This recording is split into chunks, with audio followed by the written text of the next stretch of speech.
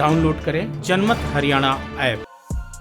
बड़ौदा उपचुनाव का कल यानी मंगलवार को रिजल्ट आना है। बड़ौदा लोकदल के बाद वर्तमान समय में पूर्व सीएम भूपेंद्र सिंह हुड्डा का गढ़ कहा जाता है।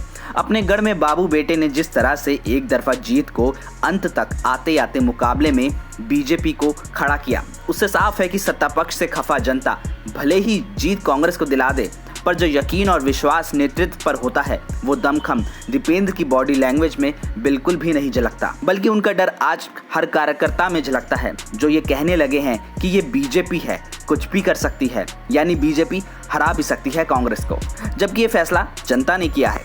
बड़ौदा उपचुनाव में जो पार्टी मुकाबले में कहीं भी नहीं थी, उसके दो नेता पूरे दमखम के साथ चुनाव में दिखे, ओम प्रकाश चौटाला और अभय चौटाला। ओम प्रकाश चौटाला हरियाणा की राजनीति में भय और लालच के सामने कभी न झुकने वाले नेताओं में से एक हैं। खासकर कांग्रेस ने जिस तरह क्षेत्रीय दलों को अपने कदमों के नीचे गिराकर रौंदा, ओम प्रकाश चौटाला एकमात्र ऐसे नेता हैं जो कांग्रेस के भय और लालच में कभी नहीं झुके, उन्हें परिवार का बिखरना जैसे हादसे भी नहीं तोड़ सके।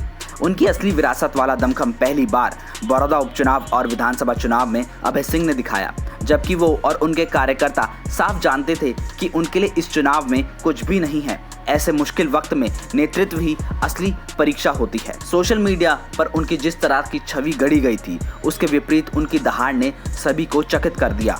ग्रामीण वोटरों को जिस तरह के दमखम वाले नेतृत्व की जरूरत होती है, अभय सिंह धीरे धीरे उधर बढ़ते हुए साफ दिखाई दे रहे हैं। तभी बड़ौदा में तारीफ एकमात्र नेता अभय सिंह को ही मिली, जबकि दीपेंद्र हुड्डा के व्यक्तित्व में वो दमखम कभी नहीं दिखता। इस कमजोर व्यक्तित्व के कारण ही वो रोहतक लोकसभा सीट से चुनाव हारे। वो हमेशा पिता की सत्ता की छाया में पलने वाले कोमल से नेता हैं। बड़ौदा में जिस तरह उन्होंने चुनाव लड़ा, उनके पैर लड़खड़ाए, उससे साफ यह संदेश गया कि उनके नेतृत्व का वो दमखम नहीं है। पिता के भरोसे राजनीति में ज्यादा लंबा सफर तय नहीं किया जा सकता, अपना दमखम भी दिखाना होता है। किसान अध्यादेश पर जिस तरह कांग्रेस सड़कों पर आक्रामक थी, विधानसभा सत्र में चर्चा से भागकर उन्होंने अपनी कमजोरी उजागर की, वरना विधानसभा से ज्यादा सरकार को घेरने का कोई उचित स्थान नहीं होता। यहाँ भी अभय सिंह ने अकेले मोर्चा संभाले रखा।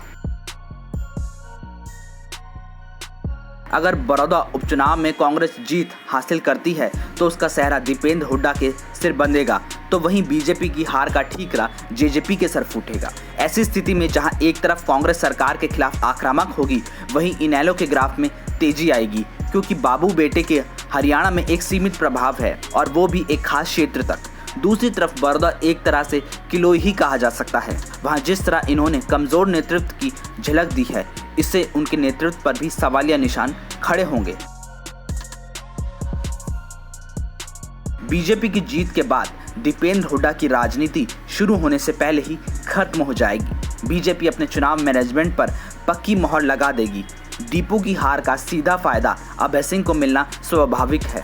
उनमें वो दमखम साफ दिखता है जो सरकार के खिलाफ तेवरों में झलकना चाहिए।